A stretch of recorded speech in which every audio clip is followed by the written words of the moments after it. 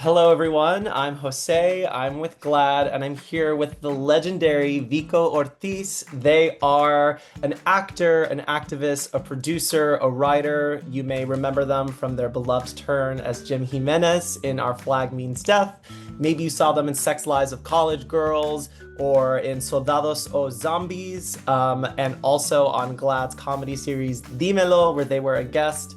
Vico, it's good to see you. How are you? It is so good to see you too. I'm doing fantastic. I have the TikTok audio of like, wake up, bitches, this is pride. Conti LGBT. I was like, I've been waking up every day just like, yes, I'm gay. Move. Yes, it's Pride Month and you're all gonna hear about it. Exactly. So you're feeling yourself, and that is probably because of your solo show, Rise of a King. It just had a sold-out run at Fuerza Fest here in New York, and now you're in LA about to premiere it at Hollywood Fringe. Why don't you talk to us a little bit about the show? Rise of a King is a little bit of like a burlesque piece of the heart where I also rip off my pants. And I use, of course, a drag and burlesque to tell a story, both physically and metaphorically, and tie in astrology as a way to kind of connect stories of my childhood regarding me and my mom, and then just end in this really sweet, wholesome story, a real story between the both of us. But yeah, it's fun because I do a lot of promo that it's very burlesque and very slutty and very like, yeah, come get your tickets. But then when people come see the show, it's also very much like that, but then they're like, oh my gosh, the story is also really wholesome. What is your sign? Talk to me about the astrology connection. I'm very intrigued. I am a Libra sun, Sag rising, Scorpio moon, Venus in Virgo. And turns out also my parents have Venuses in Virgo. So there's 3 Venuses in Virgo. And yes. And I mention it in the show. Maybe spoilers. And so, of course, there's been a lot of perfectionism in my family. I feel it. I also have it in there. I use that also to kind of like play with expectations that we've given ourselves and that desire for like, it needs to be this way. And then releasing that and allowing ourselves to just like lean into what can be and discover that what can be process. I talk about those things in the show as well, using drag, using childhood stories, and then slowly but surely peeling my way into like, this is who I am. Hi, hello. In the most vulnerable, raw, naked, in all the sense of the ways. There's probably something there like about, control and putting things in boxes that relates to gender and your journey as a non-binary person, and also as an artist, like you wear so many hats because you do drag and because you write and you act. Like, can you talk to me a little bit about that balance, about what calls to you, how you have made waves in this way? It really has been a really beautiful process and a nerve-wracking one altogether, because of course I talk about perfectionism in the show, and then everything happened so quickly. Like I finished writing this piece in December of last year, and all of a sudden it's like being premiered now. Like it happened in May, and I was like, oh my gosh. I had plenty of rehearsals, but at the same time I didn't. Some things I felt very ready for, but then some other things I was playing with them literally the day of the premiere. So I was like, it needs to be this way. And I was like, wait, hold up. I talk about this in the show. Let me release this notion of like, it needs to be this one way and just allow myself to play and figure out what happens in the process. And ultimately what needed to happen was just be with an audience. Once I have people in front of me, I know the show inside out, but I'm also just like, if something happens, it's different, because that day of the premiere was the first time that my stage manager did the show all by herself with all the cues, which we had just learned that morning. God bless stage managers. If you're watching, thank you for all that you do. Truly, 100%. I had a little chat with her right before the show, and I was like, you know what? I do build a relationship with you from the very beginning. Like I do a lot of playful like cues where I look at the booth and I'm like, cut that out, or like play this. And I was like, if something goes off by some reason, like we have that opportunity and that openness to pause where we're at and just like figure out where we're at and then match each other, right? If I miss a cue or you miss a cue, it's okay. Like, let's discover what happens with that, right? Once we release that, like perfectionism, like it needs to be this like perfect cue. It was like, oh, this show is ours and it's the audience's, and it makes us so intimate and so fun. And with that, we started to play. And of course there's a script, of course there's like cues that happen with something that I say or something that I do. But also I told her, I was like, listen, there might be something that might be different every night because the audience will have a different reaction, and I'm gonna feed off of that. I've surrendered to the piece and surrendered to the audience and just really trust them to carry me as I carry them as well through the story. And so that's been really beautiful to kind of just like lose that it needs to be this way and just be like, it can be anyway. Let's see what happens. You were a series regular on a show that I'm sure, it's not live. There's a network behind it. There's all this, all these external factors. How is that different from Rise of a King? Different in so many ways. For that show, I am just an actor. I'm not a writer. I'm not a producer on it. I'm not a director. I'm an actor, and I bring in my choices of what I have for the character and then play with that with other actors on set and the director and all that jazz. For this, I both have so much control and also no control at all. So I'm like, I wrote it, I produced it, I'm not directing it, thank goodness, because that was definitely one of the things that I was like, I do not want to direct this. Right. And even when I wrote the piece, of course, I write very directorially. So when the director wrote it for the first time, he was like, do you even need me? And I was like, yes, bitch, I do need you.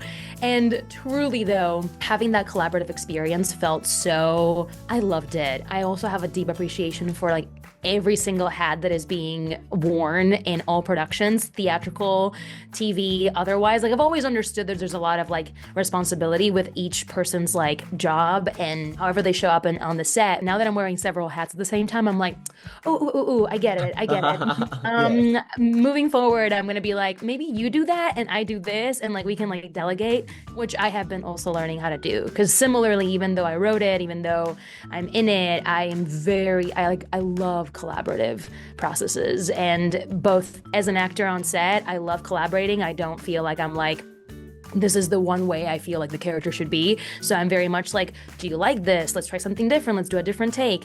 And for this too, I'm just like, let's play. Yeah. Feels similar, but also like, I'm like, oh, I'm wearing too many hats and maybe I didn't want to wear that many.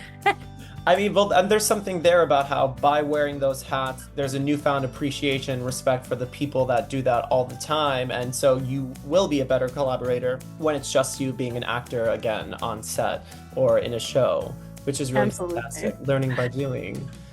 Yeah, there was so much I was like, whoa, I did Y'all not do know this every day?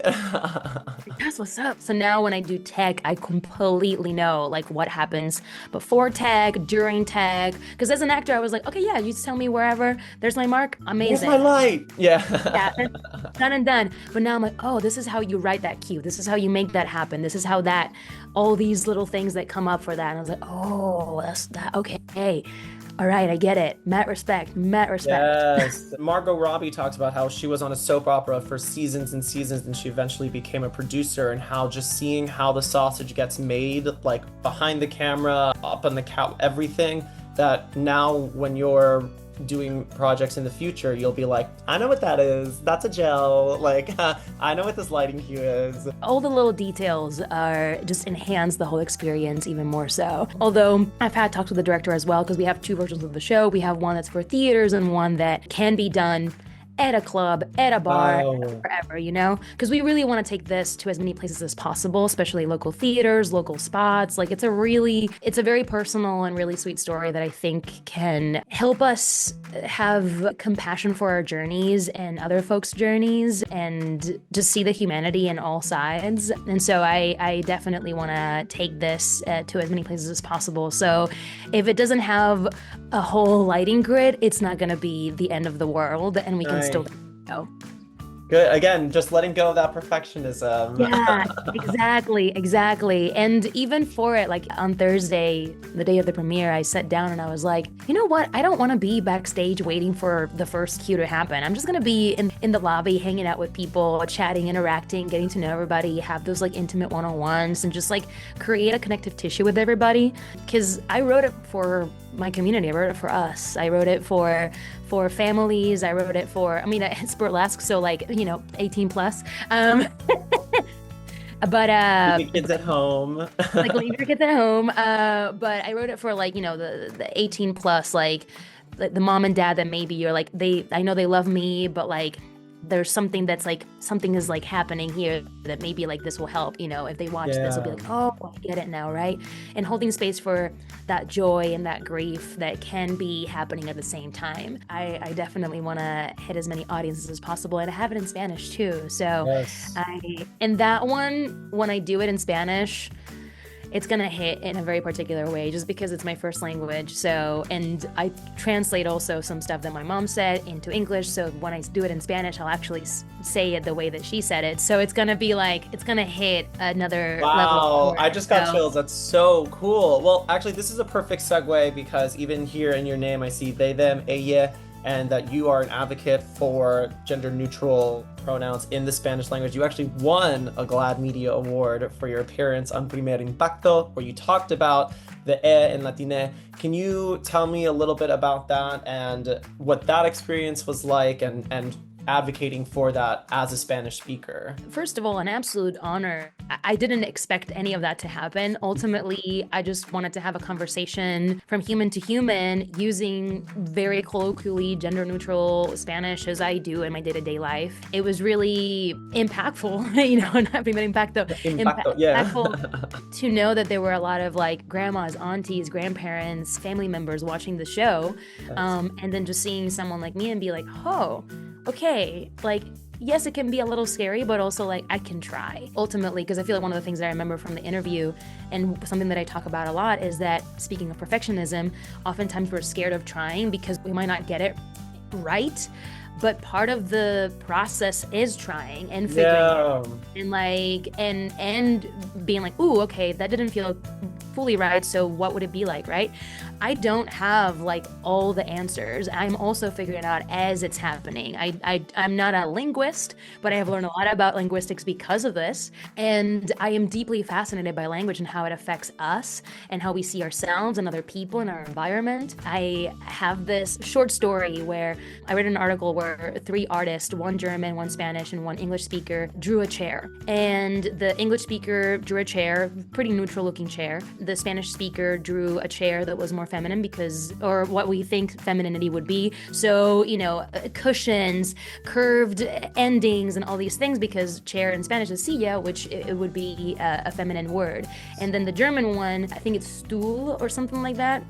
And that would be a masculine word in Germany. So the German artist drew a chair that was quote unquote more sturdy, more thick, more however you think masculinity because I feel like everything can be anything. But in this particular exercise, that's what it like came out, right? So even words can like shift the way in which we see things or design things or visualize things. For me now, language is a playground in which I can make up words and figure out, ooh, this feels really good.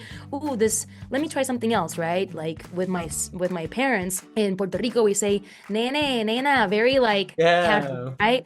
And then my parents were like, wait, hold up, but like nene ends with an e, but that's usually associated with masculinity. Like, how will we call like you? And I was like, well, let's try the e, let's try nenny and see what happens. We literally are discovering as it goes, and there's no penalty for trying. I do my best to, in conversations around language, it's just like, let's try, let's play, let's do our best to remove or deconstruct that concept of like, it needs to be right the first time. It's just, let's try something. Perfectionism is the word of the day today. And it's true. The word of the day. The only like thing that's punishable is not trying, is not willing to meet someone halfway, right? And you're creating that space by having these conversations and by saying, look, I don't get it perfectly either. And so let's just play around together. You have a podcast coming out with another friend of GLAAD, Jasmine Savoy Brown.